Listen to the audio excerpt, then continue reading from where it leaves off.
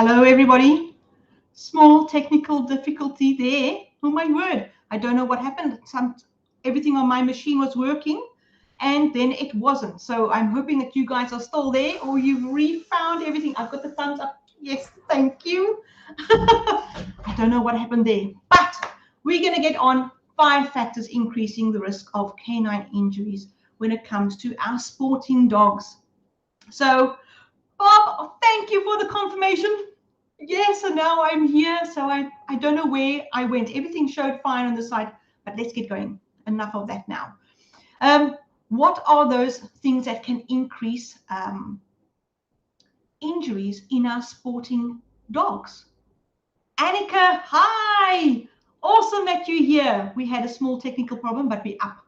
So when it comes to working our dogs for sport, everybody wants to avoid that injury, and there are 5 main things that can lead to an injury quite easily. We're going to go through those now. So just quickly, for those that missed the beginning, my name is Angela Hearn. I'm the owner and founder of the Biokinetic K9. Welcome. So the first thing you have to look for is the big thing that causes injury is imbalances. And like I said earlier, the terrible thing about that is that sports create the imbalances, most of the sports. So I was saying, just like whether you're a runner, a sprinter, a hurdler, you play sport like rugby, soccer, football, baseball, any of those sports, because there's lots of repetitive motions, you are creating imbalances. And imbalances come in the form of muscle size. So especially a baseball, if you are only swinging right-handed, etc., those muscles are being developed differently to your left-hand side. You get muscle imbalances. So it happens with muscle size. And of course, if there's a difference in muscle size, there's a difference in muscle strength on the left-right side. Or back and forward can be a difference in muscle strength. So for humans, top and bottom body. And then for dogs, back and front. And of course, if there's a difference in muscle size and obviously muscle strength, there will be a difference in muscle flexibility, because the stronger your muscle is and the more you contract that muscle all the time without incorporating flexibility in your routine, the more inflexible that muscle will become. You will see, if you look at a lot of your powerlifters, they are seriously strong, but ask them to do various maneuvers with their body, day-to-day things. They're a little bit stiff and they're a little bit muscle bound, and not many do a lot of flexibility training, and that can hinder their progress as well. So your muscle imbalances, changes in muscle size, strength, and flexibility will definitely lead to an injury. And why do we say this? Well, take just for example a dog that does fly ball and turns to the left all the time. So all the muscles on the left-hand side will be different to all the muscles on the right-hand side. And say now that dog is then doing agility or any other sport. They are working with the body that is stronger on the one side than the other, more flexible on the other side than the one side, and difference in strength. So say now they're going through the hurdles and they have to suddenly do a sharp right turn. That whole body is off kilter. Or if they don't get injured, they're not doing their best time. So you're really not going to be progressing to the top edge of your sport, because the body hasn't got any balance in their muscle. So those imbalances may definitely lead to either injury or prevent you from progressing further in your sport. If you take it, if you've got a balanced body and it's strong on both sides, then you can definitely excel and progress a lot faster and further in your sport.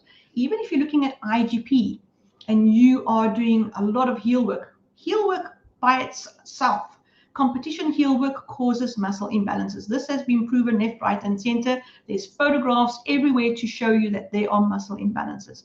So this happens now when you are asking your dog to do the 1 meter hurdle, and they've got to push off with different forces on each leg and land on different forces of each front leg, and then turn, and then they've got to use that imbalanced body to fight and attack and look after themselves and bring a helper down. Now, how do they do that if the one side of their body is less strong than the other side. But they can do it really, really well if their body has got equal balance of muscle size and strength and flexibility, that they can really use their body to bring that helper down. So your imbalances will, if not get you an injury, especially when you're training hard for a big competition, it will also prevent you from really excelling and going to the top of your field with your dog. Then we are looking at weaker lower back and cores in the dog. So that lower back of a dog, right there by the tail, that lumbosacral part of the body, that's a notoriously weaker area of the dog, and it's part of the pelvis where the growth plates are the last to close in young dogs. And many of our sporting people do lots of sport with our young dogs because the dogs are so eager, and it's quite easy to cause an issue in that area without you knowing, because it will be a small issue, but as they grow, that issue will come to its head. But generally, many dogs suffer from a weaker lower back and core area. And this was proven to be true where there was lots of research done. It was true for your military working dog. Now, you would think, wow, a military working dog, those dogs should be really fit and really conditioned just to be out there all day. They are as good as a soldier that is out in the field.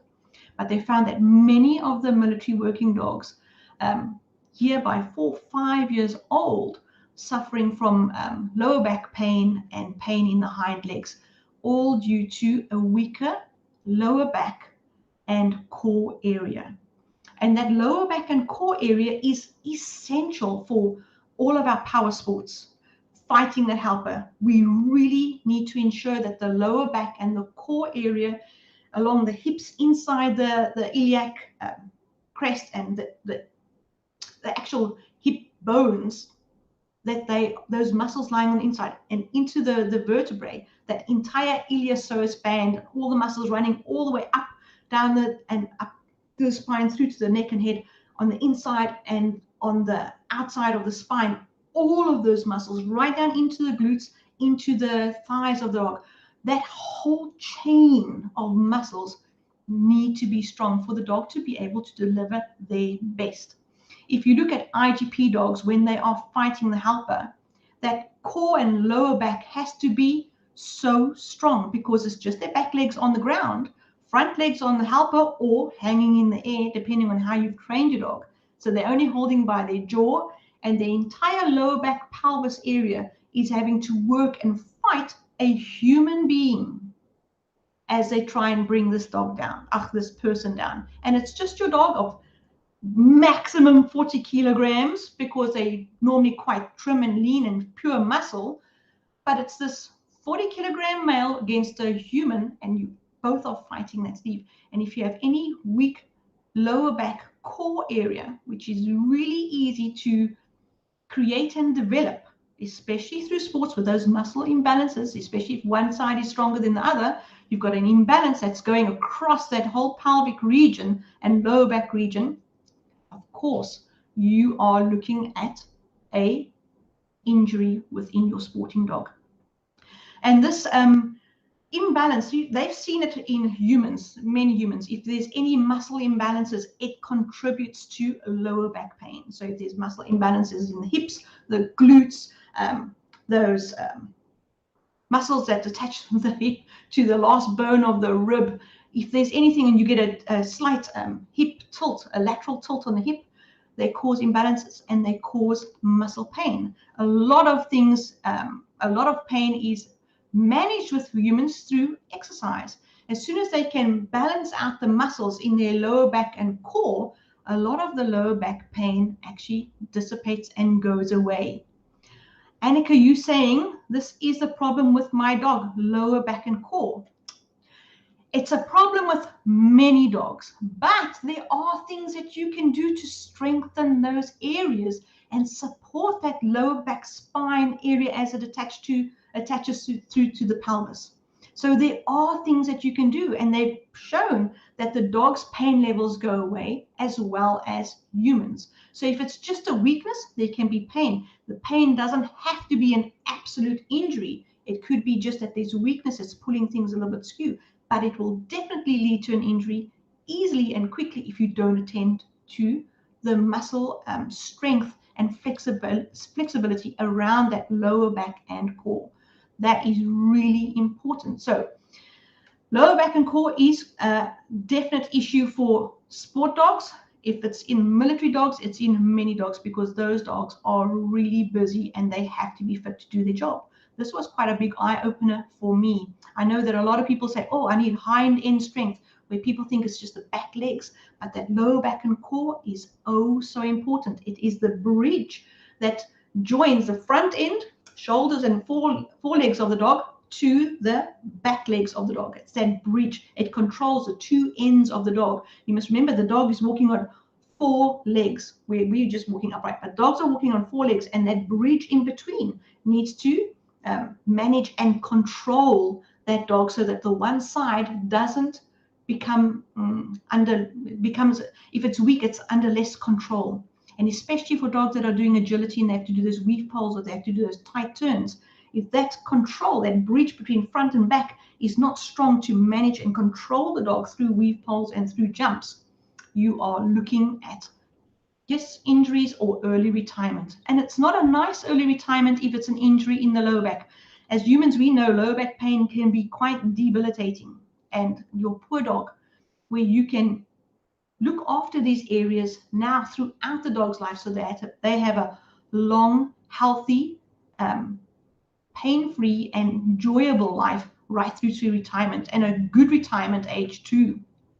That's what we all want. Then another factor that can cause increases the risk of injury is that weekend warrior syndrome. I've mentioned this before, but just in case people are not too sure, weekend warrior syndrome, I will say that more dogs fall into this bracket than any other area of sporting careers for dogs, because many people get into sport because, oh my word, this looks like so much fun, let's give it a go. And they normally join a sport through their club, and they go to their club once a week. So go there on a Saturday or a Sunday and they go train their dog, and we're going to be doing agility, for example, or we're going to be doing flyball, or we're going to be doing IGP, or we're going to be doing competition hill work. But it's a form of sport that you are practicing once a week. And our lifestyles are difficult, especially through COVID, especially even normal before. People are working, and so they'll be working most of the day. They come home and they are finished, they're stressed out, and they just want to relax. But the dog has been home all day and it hasn't done anything either. So what happens is on the weekend, the guilt sets in. And you look at yourself and you think, I better go and do something. And so you take your own dog and yourself and we go for a hike out. And so they'll be hiking out in wherever, and it's a half a day event. You are quite finished afterwards, your dog's quite finished afterwards, and your dog's not used to going through all of these things. Or your dog is gone from sedentary life in the week to training on a weekend, and you left it off. You're going to carry on for where you left off last weekend, and in between those 2 weekends is 6 days of lounging. Nothing's really happened. The muscles, whatever you gained on the one weekend, has gone away through the week, and you're starting again. But the dogs, you won't know, because the dogs just love it. They do what you ask them to do, because yes, a dog will do agility and jump all day because you are so excited about the dog doing the sport. And so you won't notice any discomforts. So that weekend warrior syndrome happens to people, whether you're just going hiking with your dog and you're not doing any serious sport, or people that go and they try out the sports for fun. And the dogs are loving it. But even when it comes to most sports, there's lots of technical areas that the dogs have to train. And once a week training is not good enough to protect the body. You can never push your dog. So what happens is when you go and do your sport, your dog seems really keen and everybody in the club goes, oh, wow, that's a nice dog. We must really push this dog. But they're pushing the dog once a week. And the dog has got to use that body that is not used to doing this sport that well, and they push the dog a little bit more. The dog loves it, but you just causing that higher risk level for injury. And you want to always avoid that. So in the week, if you can do the extra training and you can do various foundational skills within your sport to make sure that the body understands what's happening and what is required, how to jump, how to gather the body before a jump, how to stretch and extend the body for a long jump, where the jumps must be, where the launches must be, so that the launches or the takeoff is correct, so the jump is in the middle of the arc for your landing. All of these things are a little bit technical for people that's just going into agility for fun, and now like, oh, this becomes quite a thing. But these things are foundational issues which you learn about within your sport, and then you work with them with your dog in order for your dog to do a little bit better. But as your dog becomes better in the sport, what happens?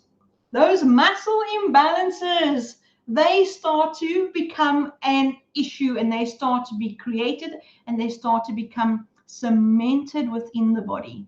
So you may be doing more of your sport to get your dog better in the sport, but the more of that specific sport training that you're doing creates the imbalances.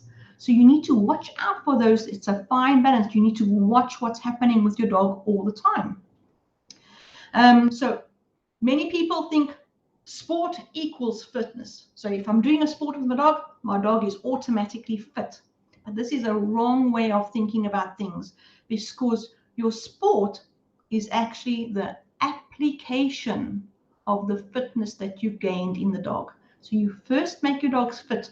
You first get your dog's body conditioned, and then you apply that to do your sport. So it's almost the other way around. People are starting maybe a little bit backwards with the sport, but you can't progress into the sport and do really well and succeed, etc., and have more fun with your dog unless you've prepared that dog's body for the sport that you're doing. So you must remember that sport is rather the application of a fitness or conditioned level in your dog's body. If you go with that mindset, lots of things will change in your perspective about the sport, which will be a really good thing. So then, of course, this is a big thing, that subtle signs of pain or discomfort, not necessarily injury, but just discomfort. And they are subtle signs. So many of the dogs doing a sport are dogs that are loving it. They are out there. It's like, yes, let's just go and do this thing. You go train your dog's pumped for it. And they don't show pain because adrenaline is running. And if the adrenaline's not running, it's a high drive dog. If I take my own dog, if a cloud comes over, he's like, oh, did you see that cloud? That's how he is. That's his personality. He's happy about anything. And it's awesome. He's got the most fantastic personality, but it's terrible because it hides and masks pain and discomfort, because he's always ready for everything. So for you to be able to see what's happening in your dog's body, is his body compensating for something? Did he pull a muscle last week and you weren't sure, did it happen or didn't happen? Are you checking the body? And if you didn't know, are you pushing him now this week? And he's got to work through that offloading on the one side, causing an compensation or a further imbalance on the body.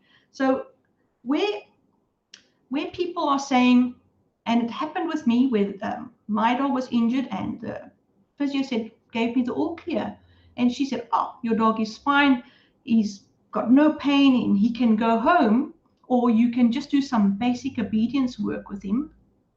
And I do IGP, and I said, whoa, no ways, my dog, you don't understand how we train for obedience. It's this high energy exercise. And his body, even though he's got not showing any signs of pain or discomfort and everything's working nicely for a pet dog. So I explained it to somebody this week where you take a young person and they've been doing football from school all the way through to adulthood, and they're really good at football. But now if you take an injured dog and you've had to rest them and you've had to recover them, or whatever the case may be. It's like asking an adult person to come back to top sport after they've been on holiday for about 3-4 years from the sport. You first have to get that body ready for the sport again. It's not where you left off. You have to build that body up again on a dog that hasn't been doing everything from puppy, hasn't been doing everything in the last couple of months or year, depending on the injury. You have to grow that body up again, because that muscle, although it's functioning now, it's weak, but it's weak, and the other muscles in the body are normal. They're not sporting muscles, they're just normal with this weak functioning muscle. So you have to now get this weaker muscle to be just as good as everything else and grow the body so that it remembers all that muscle memory of the sport, how to fight, how to jump, how to turn properly in the body. That all has to take place again. So those subtle signs of pain and discomfort, you have to be able to spot them in your dog, because the dog doesn't just show you. They don't just show even the professionals out there. You need to know your dog and know your sport and understand what is happening with your dog. So when somebody says, yes, sure, you can go and train, make sure they understand what your training involves. I've seen many dogs go back into training from a rehab situation where and it's not the physio's fault, they haven't been informed as to what is involved in your training, and they think, oh, you're just going to normal club training. But when you're training for a sport, that training is very, very different from normal companion obedience training. And so please explain if your dog is going through any rehab or anything like that, make sure that that physio or that rehab specialist understands what you do with your dog, so that they can help you get to the level where you can actually go and start practicing your sport again. So watch out for those subtle signs of pain, subtle signs of discomfort, not injury, but just discomfort, where you maybe, like when we go down a step wrong and we tweak our ankle. It's not an injury, but if we go and do hard sport right now, that ankle's going to give way. The same thing happens with the dog. So watch out for those subtle signs of pain and injury with your dog. We do have a workshop on that. It's a body checks for injury workshop, where I show you how your dog can show you discomfort in the body in static positions, so that you can monitor and watch for those areas to make sure it is an injury, it is a discomfort, investigate, and then go train. So those things are quite important. Then another thing that people don't do is they don't allow their dogs to recover. So this is quite important. It's important that you allow your dog's body to recover after training. If that lack of recovery, that lack of rest in between your training really increases that risk of injury, because hard training causes mild damage in the muscles, small micro tears, and the rest allows those muscles to become strong again. So remember to, when you are training, to always fill in a rest day at least once a week. And then the other days in between training, you get active rest days. But if you're doing a hard day of training, then at least do a once a week rest day. That is really, really important. So the other last thing that causes injury is where people don't have a proper foundation in their dog's conditioning and their dog's fitness level. That foundation exercise ability is not there. And what is really important about that is that the correct movement in the dog in order to do their sport. So just as you start off with heel work and you start with maybe food and targeting and working on the head up and looking at the dog's body, how they move. Do you want a prancing dog? Do you want a walking dog? What picture do you want? And you start off with the foundations of these things, the foundations of a retrieve. All of those things are so important for you to get the picture in your sport. Just like the foundations of agility, how they jump, where to jump, your placement of the jump, so the dogs learn to gather or extend their bodies. Those foundations are so important for their sport. But the foundations for fitness and conditioning are equally important. Why? Because you are doing a repetitive exercise. Whenever you're doing any fitness thing, you're doing the same thing over and over. And you must remember that your conditioning must match your sport. It's no good you go run for 20 kilometers and your sport is not an endurance sport. The muscles are not going to be able to work for the sport. If you are doing a power sport, endurance exercises is not your thing. You're not doing your dog any favors. You're actually wasting the muscle. You're not making the muscle any stronger. You're doing excellent cardiovascular, but you are not doing muscle strength for the work that is being done. So your foundation strength training exercises are of utmost importance because they teach you how to look at your dog for those muscle imbalances. They teach you how to look at your dog for those subtle signs of pain and discomfort. It keeps you away from the weekend warrior syndrome. You also learn about how you can use these exercises to strengthen the lower back and core and front and back end of the dogs and to strengthen them equally. So even if your sport is causing an imbalance, you can work your exercises to readjust and stop those imbalances from becoming so bad that they cause an injury. So we are almost done with our foundations program. I'm going to be opening up the cart next week. So I'm going to ask you if you're interested in our foundations program, please put foundations in the chat and I will send you the links. So that is going to be opening, the cart will be opening next week. The program will be starting the week after, and we are going to be talking about foundation fitness, all the exercises that you need to put everything together, why you are doing that exercise, how does it affect your sport, where in the body are those muscles being worked, and how you can look for proper form and proper technique so that your dog is actually executing those exercises correctly to engage the main muscles of the body that you are actually targeting. Robin, awesome. I will have you down. So keep an eye out. We had lots of videos and I've had to redo quite a few videos because a whole part of my hard drive just went no.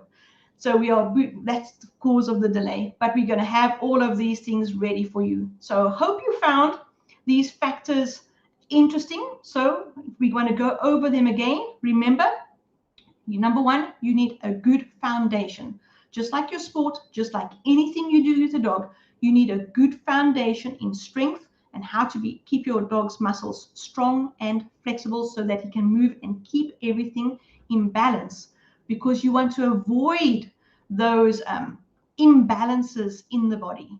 Sport creates imbalances. You want to correct them. You want to avoid all of these things, and your foundations exercises is going to help you with that. You want to avoid developing a weak lower back or a weak core, and your foundational exercises is going to help that. But not only are they going to help that, we're going to help you understand why and how.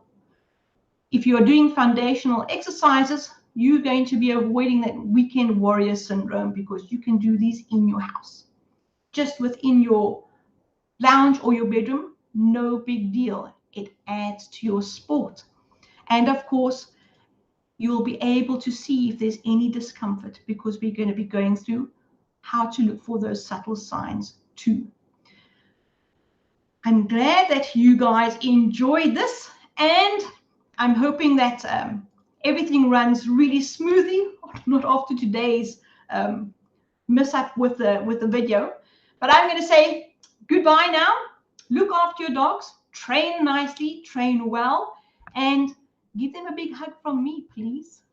All right, everybody, I'm going to be putting up all my details here. Let me just do this. Let me see if I can get this part right. That'd be just awesome. There we go. There we go. And then I'm going to say, cheers, everybody. Have a really super afternoon. Thank you for watching, guys. Thank you, Bob, Annika, Bronwyn, and everybody else, and Phoebe for telling me that my video is not working. Cheers, guys.